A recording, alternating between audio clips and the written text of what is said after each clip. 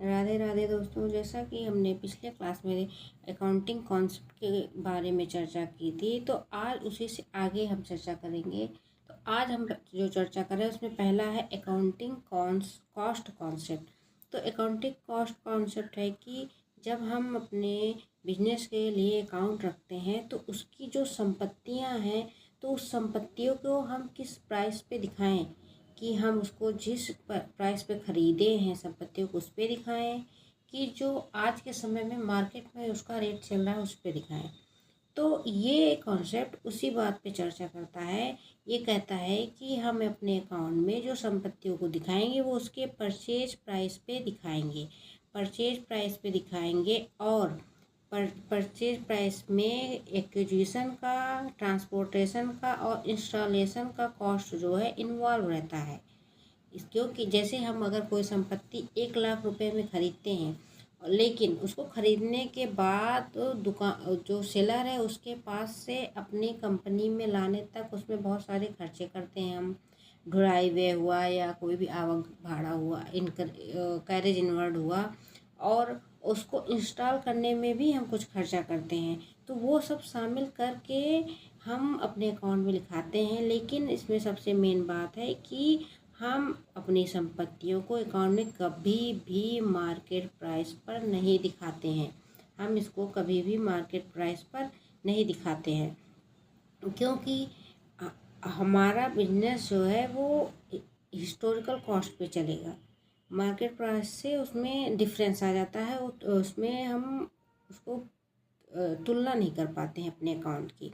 और इस कॉन्सेप्ट को हम हिस्टोरिकल कॉस्ट कॉन्सेप्ट भी कहते हैं। इस कॉन्सेप्ट को हिस्टोरिकल कॉस्ट कॉन्सेप्ट भी कहते हैं। इसमें जैसे नई एसेट्स ला रहे हैं तो उसमें एक्विजिशन का और ओरिजिनल कॉस्ट जो है उसको हम इसमें शामिल करते हैं। लेकिन जैसे हम कोई संपत्ति को पहले से ही यूज कर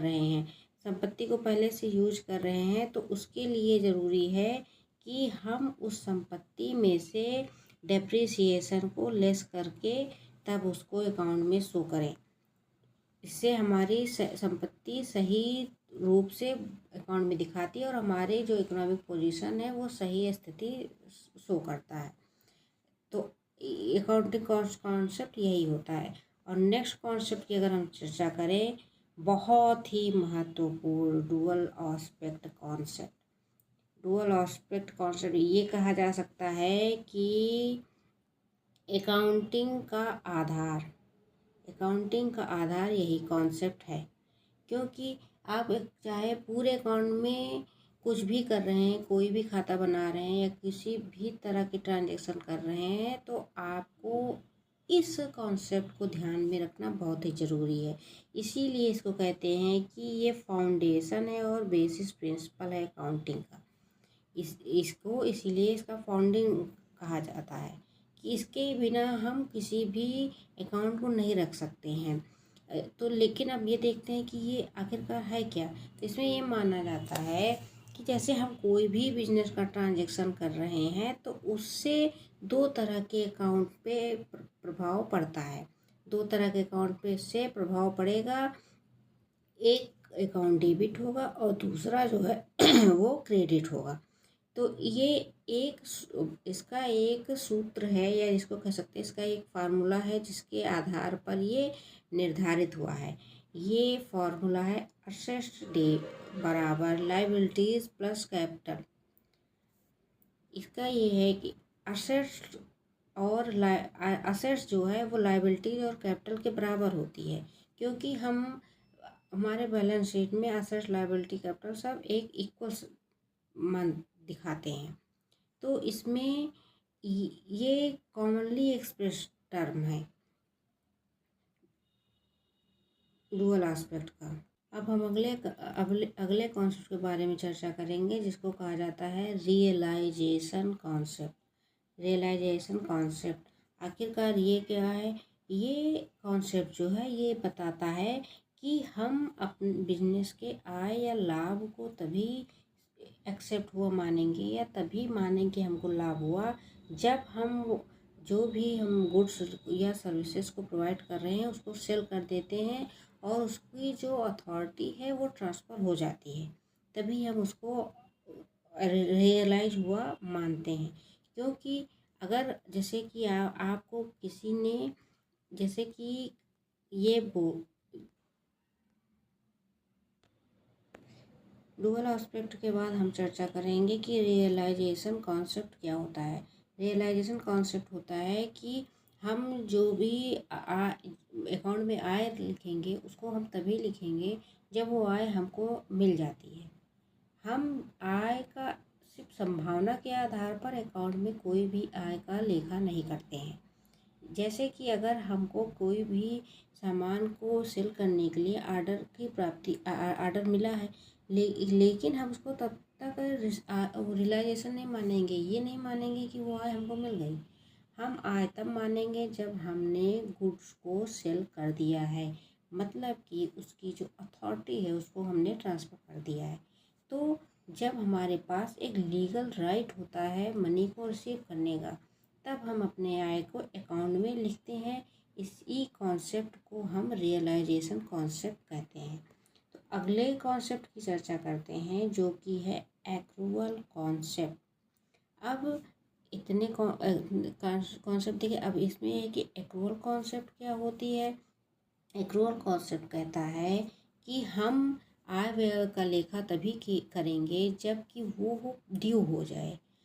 अगर मतलब करंट ईयर का कोई एक्सपेंसेस है और उसको हमने पे नहीं किया है, तब भी हम उसको करंट ईयर के जब अकाउंट बनाने लगेंगे तो उसको एक्सपेंस के रूप में शामिल करते हैं। यही चीज़ इनकम के मामले में भी लागू होती है। जैसे कि आप मान लीजिए कि आउटस्टैंडिंग एक्सपेंसेस होता है या प्रीपेड एक्सपेंसेस होता है, इसका सबका जो एडजस्टमेंट होता है वो एक्रूअल कॉन्सेप्ट के तहत ही होता है। जैसे आउटस्टैंडिंग एक्सपेंसेस क्या है कि वो एक्सपेंस ड्यू हो चुका है लेकिन हमने उसको पे नहीं किया है, तो उसका हम क्या करते हैं, उसको हम क्या करते हैं कि प्रॉफिट एंड लॉस अकाउंट में जब हम स्पेशल एक्सपेंस को लिखते हैं तो उस स्पेशल एक्सपेंस के आउटस्टैंडिंग एक्सपेंस को भी हम ऐड करते हैं, क्योंकि वो करंट ईयर से ही मतलब संबंधित है। उसी तरह प्रीपेड एक्सपेंस है जो एडवांस में हमने एक्सपेंस को पे कर दिया जो कि इस करंट ईयर से नहीं रिलेटेड था, तो हम क्या करते हैं, प्रीपेड एक्सपेंस को उस स्पेशल एक्सपेंस में से माइनस कर देते हैं क्योंकि वो करंट ईयर से संबंधित नहीं है। यही बताता है एक्रूअल कॉन्सेप्ट। इसके बाद हम अगले कॉन्सेप्ट की चर्चा करेंगे जिसको कहते हैं मैचिंग कॉन्सेप्ट। मैचिंग कॉन्सेप्ट है कि हम अपने आय और व्यय को मिलाते हैं या जिसको कहते हैं मैच करते हैं, जिससे हमको सही तरह का अपना प्रॉफिट एंड लॉस मिल जाए।